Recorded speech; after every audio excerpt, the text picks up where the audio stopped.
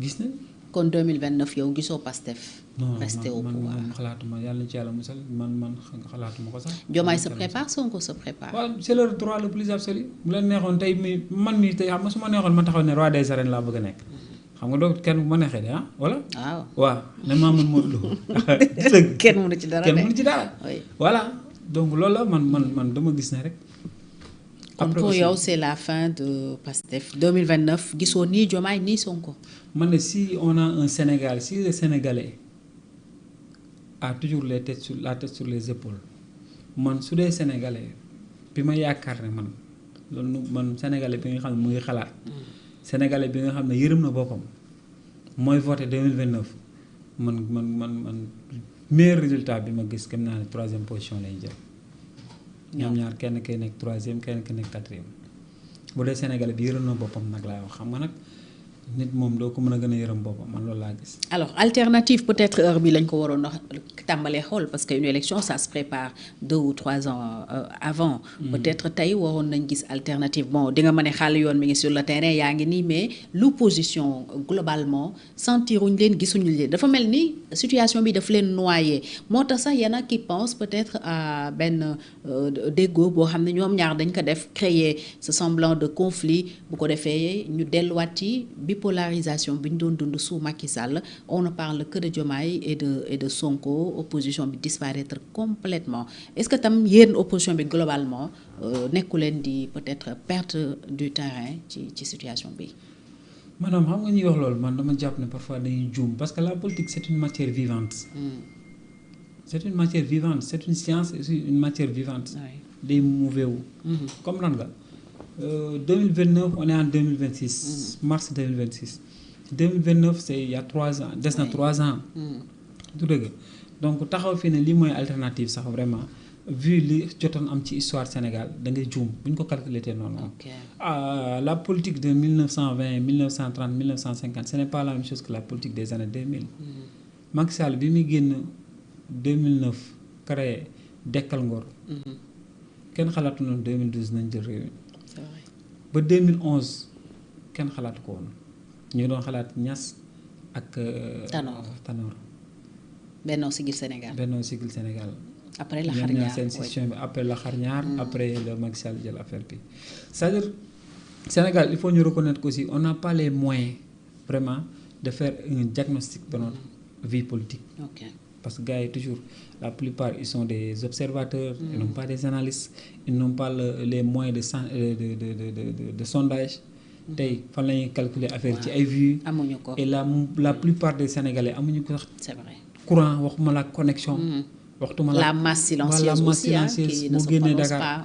te ñooñu ils ont leur opinion déjà sur 2029. du dëgg donc moo tax man jàpp naa ne c'est ce qu'ils font voilà avec. cette lecture là cette lecture avec une certaine pensée de bistrot toog fii Dakar lamp yi tàkk nga toog naan non y a pas d'alternative donc yow yaa ko gisul mais am na luy raam di jóg. wala y a pas d'opposition. y a pas d'opposition si man je pense que je trouve qu'il y a une opposition certes man loolu laa gëm comme li ma la wax nag la politique c'est une matière vivante. donc c'est très tôt toog nii se faire une religion de ce qui se passera en 2029. donc surtout que nag boo xoolee les médias on n'a pas d'analyse ñu si bëri ñii dañoo far fii ñii far fii. ñu si bëri aussi ils sont voilà dans l'émotion ñu si bëri aussi ci vue la ñuy xool. xam nga kii moo ëpp popularité kii moo ëpp vue popularité virtuelle. ku ne xam naa ne faux compte yaa ngi fii da ngay gis benn nit am 10 comptes donc bu doon élection da nga naan benn nit mu ngi voté 10 fois. nga jël ko et puis même y en a qui regardent par curiosité par curiosité je vais voir ce qu'il a raconté. voilà donc moo tax man observation ak lecture yooyu j'en fais fi. nañ liggéey rek après li ci des ñu talal suñu loxo yàlla. et man c'est pas par démagogie que je le dis wala boog dama ko wax te gëw ma ko man dama gëm ne alternative crédible pour le Sénégal xàll yoon la. man loolu laa gëm. xàll yoon lan ngeen yoxul ñeneen ñi yoxul. qu'est-ce que vous proposez au Sénégal concrètement man dama gëm ne ñun xaal yoon dañu wax sax naan ay programme un leader politique fii àdduna bi toll objectif nga war def loolu la ñu tubaab yi rawee da nga naan lii mooy sama objectif bu ma faloo lii laay def parce que programme mënoo ne da nga ñëw rek fii laa bëgg a yóbbu réew mi voilà nii lay jaar voilà fii laa jëm man dama gëm ne waxoon naa la ko léegi ça me tient à cœur ku seetaan sama vidéo di nga ko gis maanaam mënuma comprendre ñu ne Sénégal Dakar rek moo fi nekk war a porter le développement du Sénégal la croissance tout est à Dakar. du dëgg le tissu économique 90% Dakar la. tout est centralisé. voilà avion pour mu naaw foog aile yi maanaam mu am équilibre. dama gëm ne ñun xaal yoon dafa am lu ñu war a dindi mooy les deux Sénégal de Dakar et de reste du monde du Sénégal man dama gëm ne dañu war a am des villes métropoles Dakar d'accord Thiès Diourbel Kaolack nga am Casamance région de Casamance. te ñun pourtant ñoom nekkuñu ci dynamique boobu avec les pôles territoires. maanaam pôle territoire yow yaa ngi. lan lañ ci def plan Casamance bi mooy.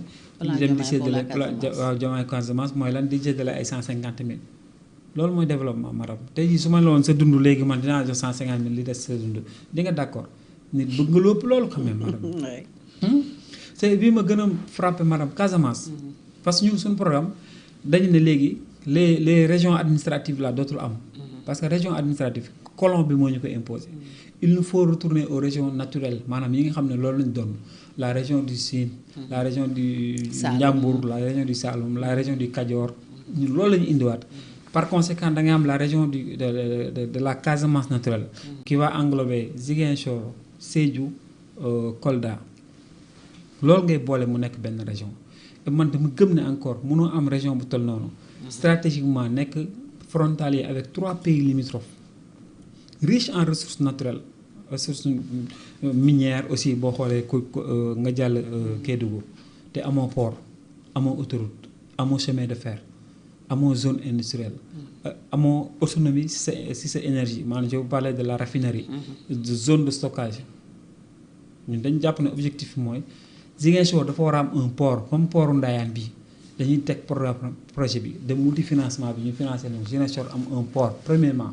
deuxièmement dañu war a am une autoroute qui va relier Ziguinchor ak Kédougou jàll Tamba dañu war a am un chemin de fer digne de son nom relier Ziguinchor ak Kédougou bu leen fàtte ne Kédougou fa la mine yu bari yi nekk. te après da nga ko war a acheminer vers un port. boo naree ñëw Dakar loolu tax Kédougou nekk dernier sur la liste des régions du Sénégal sur le développement bien sûr la richesse. donc objectif boobu la ñu am sans compter aussi boo xoolee man j'ai beaucoup d'amis chinois indiens ils viennent au Sénégal mais xamuñu Dakar ah. Casamance lañ xam parce que noix de cajou bi la ñuy jëli mango bi la ñuy jëli yóbbu ko Dubaï wala ailleurs dans le monde pour après transformer ko indiwaatal ñu ko pourquoi pas ñu transformer ko foofu donc ñun xaal yoon loolu la ñu am des objectifs. Ziguinchor boo ko jàllee yaa ngi dem Kaolack da ngay am portée sur l'Afrique de l'Ouest Mali Gambie peut-être même Burkina. mais maanaam Kaolack war nañu am un port sèche autoroute bi Dakar Kaolack bi waroo ko bàyyi noonu rek war gaynde di dem di ñëw ak Cheikh Chérif yi chaque semaine ñu ne la 2 morts 3 morts.